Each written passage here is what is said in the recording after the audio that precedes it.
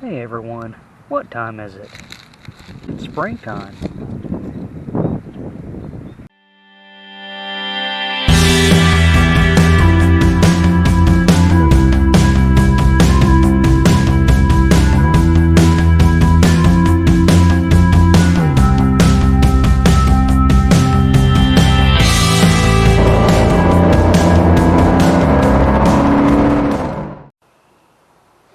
Alright, time for a little video. I'm actually getting it together in here and I want to show a couple things. I have number one cylinder because it's Ford and they put it on the wrong side.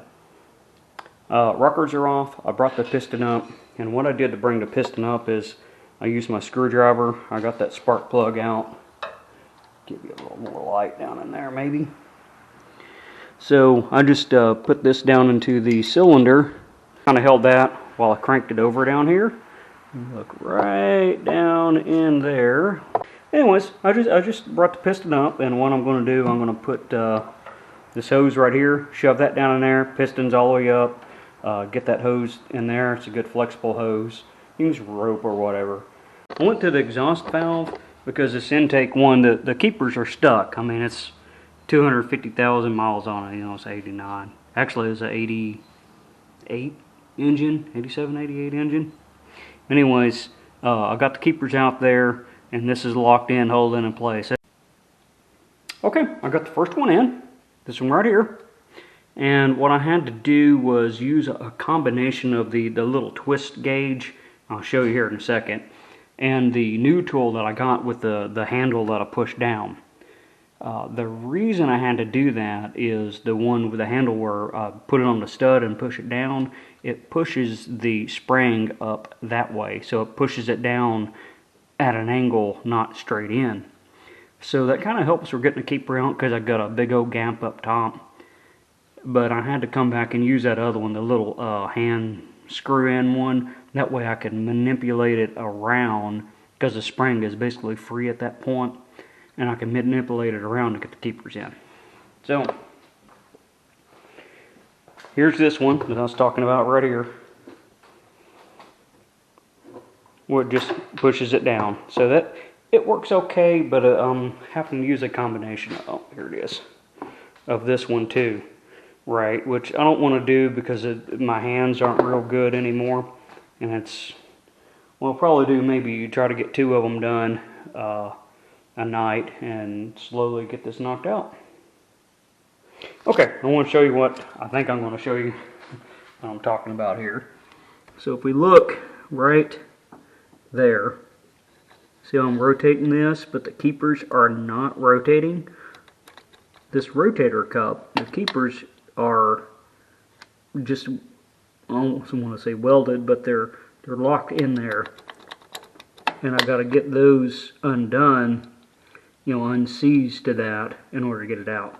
So that's where this little bugger here is helping out. You kind of see how this one goes together, and I can manipulate the spring. Whereas whenever I had the second one, whenever I wedged it all the way down, the spring would move all the way up, and I couldn't rotate or manipulate or do anything with it.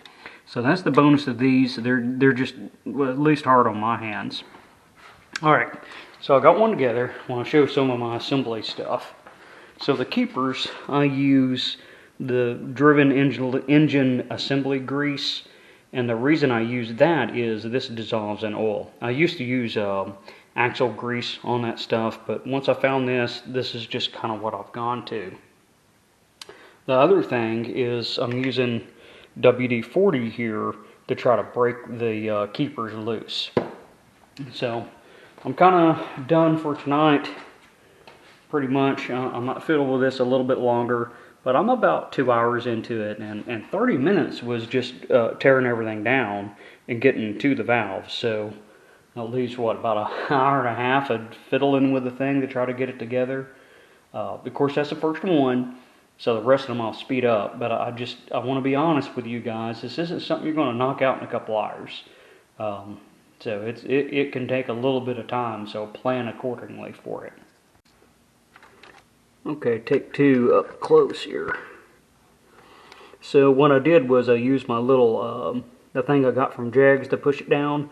And you see I got the foot on this rotator cup. This is a two-piece design. And since it pushes up at an angle, you can see the gap up here. That made the little inner piece stand proud. And then I was able to get a punch on it and just keep whacking it. And it finally broke loose. I felt it break loose. So now I'm going to be able to get that out instead of it just yo-yoing the valve up and down on me here. Okay, I really didn't have the valve broke loose from the valve keepers. So what I ended up doing is my other light ran out, so it's charging. Anyways, I got this Huion here. We just have to back up a little bit. And I just kept having to fiddle with it. Ended up getting some needle nose pliers in there and pulling up on the valve. Because as you can see, the valve, there's a lot of slop in there. So I had to pull up on it with a pair of needle nose, push down on this to get them to finally break loose. So yeah, this is a big pain. I ain't gonna try to make it sound better than what it is. This sucks. So my other tool just absolutely will not work on the rotator cups, and it might just be this one is a huge pain. But I get, what, 7 more tries at it? You see? So, I'm going to have to do air on this. I got my piston all the way up at top dead center.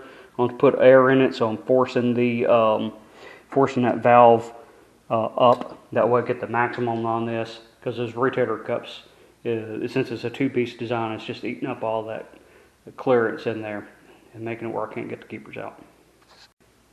Okay, update. I'm at about 2.5 hours into the job now, and I have the exhaust done.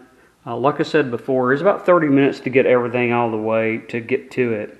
So that puts me about 2 hours. I have the exhaust done and the intake over here with the rotator cup on it. Still no progress. I did get the keepers broke loose. I was going to use my little my tool to plug into there to air it up. It don't fit. So I don't know. I'm going to get something to eat. I've spent more time on this evening than what I thought it was going to take. Like I said, about 2.5 hours into it, and I don't even have one cylinder done. So at that rate, I think I'll be better off just pulling the cylinder heads off. So I'm going to get something to eat and think about it, and then come out here tomorrow evening after work and see what I want to do. Okay, so putting the Trick Flow springs on Jim here didn't quite go as planned. I'm going to be doing the spring kit install on Jim, and I'll be documenting that for you guys of how to do that. Or how not to do that, you know, that's kind of how it works on my channel. But that's the way it works on some of these old cars. You know, just being real with y'all, you could turn out having the same issues. Now, it's not to say that I couldn't keep messing with it and get it, but the amount of time I'm putting into the car and where I want to be with the car, it doesn't make any sense. I want to pull the heads anyway. Get new head gaskets done, check the heads out. Want to do the timing chain on it and some of those critical things, and I'm considering doing a cam change while I'm in there. That'll allow me to check my valve and piston clearance with the new cam. Will it work with the 1.7 rockers? Play around with some cam timing, show y'all how to do cam timing and some of the basics of that stuff. So while round one goes to Jim, I got bigger plans. There's a lot more things that I want to do with Jim here. I want to get Jim ready for autocross. Actually be competitive this year instead of just being just showing up for the testing tunes. So there's a few more things I need to get done there, but at least the engine will be taken care of. If you haven't watched my AOD shift kit video, that right there, it helped the transmission out. It's still old, it needs rebuilt, but that'll limp me along for this season anyway.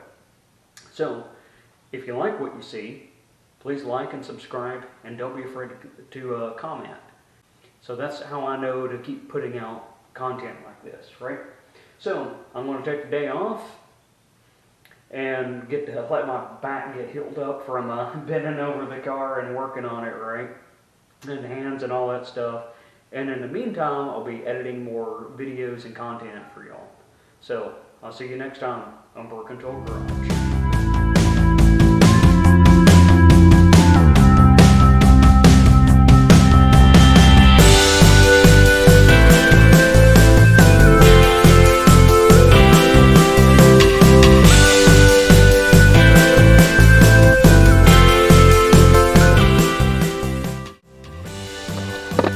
Okay, I'm gonna turn the music on. Stupid commercial on Pandora anyway. Oh, now we're magnetic.